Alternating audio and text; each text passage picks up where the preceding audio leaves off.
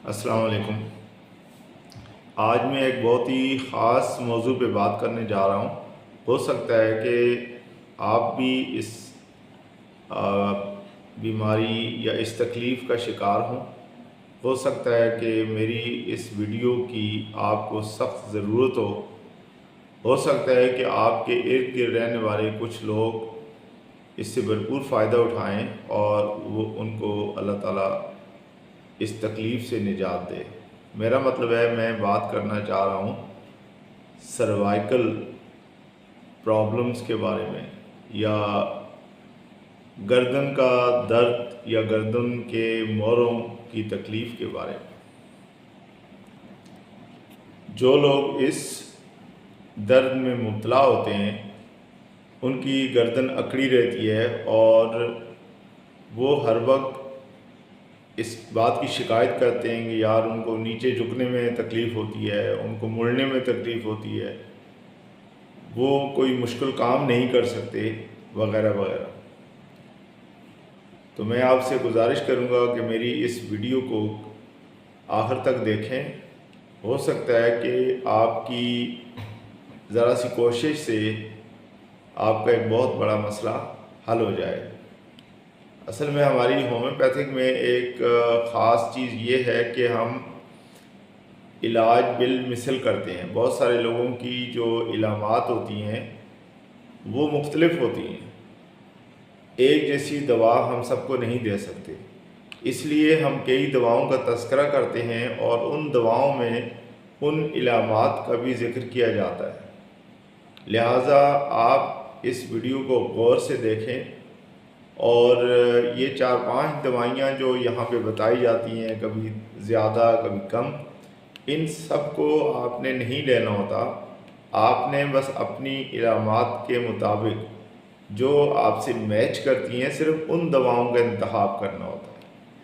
मुझे उम्मीद है कि आप समझ गए होंगे, और फिर भी अगर कोई बात समझ में ना आए तो वीडियो में मेरा व्हाट्सएप नंबर दिया होता है, आप मुझे डायरेक्ट व्हाट्सएप कर सकते हैं। उसके अलावा आप कमेंट्स बॉक्स में कमेंट्स कर सकते हैं।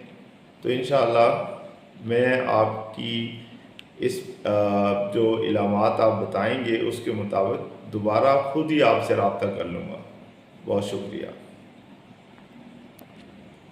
अब मैं बात करूँगा गर्दन के दर्द या सर्वाइकल पेन की वजूहात क्या हो सकती हैं। इसमें सबसे बड़ी वजह जो सामने आती है वो ये है कि गलत नशिस्त या लेटने का अंदाज़।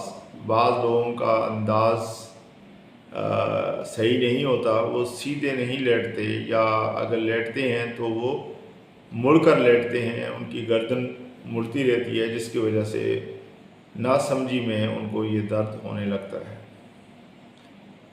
दूसरी वजह जो सामने आई है वो ये है कि आजकल चूँकि मोबाइल फ़ोन और लैपटॉप और इसी तरह से सोशल मीडिया का दौर है, तो लोग ज़्यादातर गर्दन झुकाकर इन चीज़ों में मशगूल रहते हैं।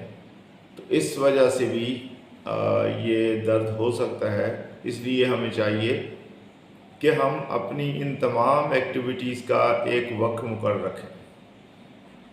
इसके अलावा एक और वजह है कि हड्डियों की ख़राबी, स्पॉन्डिलोलाइसिस जिसे कहते हैं, या सर्वाइकल स्पॉन्डिलाइसिस। तो ये जो होता है हड्डियों का बुरबुरापन जिसे कहते हैं, आहिस्ता आहिस्ता हड्डियाँ टेढ़ा होना शुरू होती हैं या मुड़ना शुरू होती हैं। तो इस वजह से भी ऐसा हो सकता है। अगर कोई जहनी दबाव हो, किसी को टेंशन हो, स्ट्रेस हो, उससे भी ये मसला आपको इससे दो चार होना पड़ता है। इसी तरह से अगर डिस्क हिल जाए अपनी जगह से तो भी इस तरह का दर्द होता है। और आखिर में अगर कोई चोट लग जाए या कोई हादसा हो जाए तो भी वो इस दर्द की वजह बन सकती है। अब हम बात करेंगे इस तकलीफ़ की इलामात की। तो इसमें सबसे पहली जो इलामत सामने आती है वो है गर्दन में सख्ती और जकड़ाव, यानी महसूस होता है जैसे गर्दन जकड़ी हुई है और सख्त है, मुड़ने में मसला होता है। इसके अलावा कंधों और बाजुओं में दर्द या सुन हो जाना, ये भी एक इलामत है। गर्दन घुमाने में हो, इसी तरह से सर दर्द या चक्कर आना, नींद में खलल या थकन महसूस होना। तो ये सारी इलामात हैं जो सर्वाइकल पेन या गर्दन के दर्द को ज़ाहिर करती हैं। अब हम बात करेंगे इसकी कुछ एहतियाती तदबीर की कि अगर हम ये एहतियात करें तो ये बीमारी या तो होगी नहीं, अगर होगी तो इसके असरात कम होंगे। आप सीधा लेटें, दुरुस्त नशिस्त इख्तियार करें तो आपको ये मसला कम हो जाएगा। रोज़ाना हल्की गर्दन की वर्जिश करें, थोड़ा थोड़ा आप गर्दन को इधर उधर घुमाएं तो उससे भी आपका ये मसला इंशाअल्लाह वक्त के साथ साथ ये ठीक हो सकता है। ये एक हल्की वर्जिश डॉक्टर बताते हैं। आप जब भी किसी से मिले होंगे, ज़ाहिर सी बात है जब आपको तकलीफ़ बढ़ती है तो आप डॉक्टर के पास जाते हैं, वो ज़रूर आपको इस चीज़ की हिदायत करते हैं। फ़र्श या ऊंची तकिया पर सोना छोड़ दें। जब भी किसी को गर्दन का मसला हो तो फ़र्श पे या ऊंचे तकिया पे ना सोए। इसी तरह से एक 20-20 का रूल है कि मोबाइल का इस्तेमाल महदूद कर दें, ठीक है। आरामदेह कुर्सी, वर्किंग पोस्चर में ज़्यादा बेहतरी होगी। कुर्सी भी आरामदेह हो और वर्किंग का जो अंदाज़ है जहाँ पे आप बैठते हैं वो जगह भी आपके लिए तकलीफ़ देह ना हो। इसके अलावा अगर कोई ज़हनी दबाव है, कोशिश करें कि उससे जितना आप कम कर सकते हैं। बाज़ दफ़ा आदमी से किसी के साथ ज़्यादती हो जाती है या कोई इस तरह की बात होती है तो उसका बेहतरीन हल ये है कि आप उससे माफ़ी मांग लें, या अगर आप नमाज नहीं पढ़ते या कोई नेक काम नहीं करते तो उसके लिए उस तरफ तवज्जो दें तो आपकी वो ज़हनी टेंशन ख़त्म हो जाएगी। अब हम आगे चल के बात करेंगे कुछ होम्योपैथिक मेडिसिन्स की जो इस सिलसिले में इफ़ेक्टिव हैं। होम्योपैथिक की एक दवा है सिमी-सिफ्यूगा, ये 30 या 200 में ली जा सकती है। गर्दन की सख्ती, दबाव, ज़हनी दबाव के साथ दर्द हो, ख़वातीन में ज़्यादा मौसर साबित होती है। इसी तरह से एक और दवा है जिसे हम कहते हैं जेलसीमियम, ये 30 की पावर में अच्छा असर दिखाती है। और ये कब लेनी चाहिए? जब गर्दन में दर्द के साथ कमज़ोरी महसूस हो, नींद का गलबा हो, दर्द पिछले हिस्से से शुरू होकर आगे की तरफ जाता हो तो समझें आपकी ये दवा है। एक और दवा है जिसे कहते हैं कालमिया, 30 में ये काम करेगी। अगर दर्द गर्दन से बाजू की तरफ बढ़ रहा हो या नर्व्स दबने या झटकने की सूरत में अगर ये दर्द हो तो उस सूरत में कालमियन दवा बहुत अच्छा काम करती है। एक और दवा है जिसे कहते हैं ब्रायूनिया, ये भी 30 में काम करेगी। हरकत से दर्द बढ़े, आराम से बेहतर हो।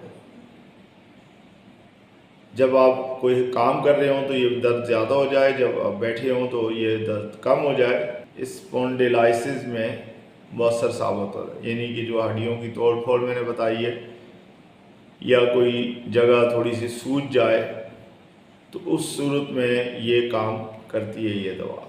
इसी तरह से एक और दवा है जिसे कहते हैं रस्टॉक्स, ये भी 30 में अच्छा काम करेगी। अगर हरकत से बेहतरी ये महसूस हो और आराम से दर्द बढ़ जाए।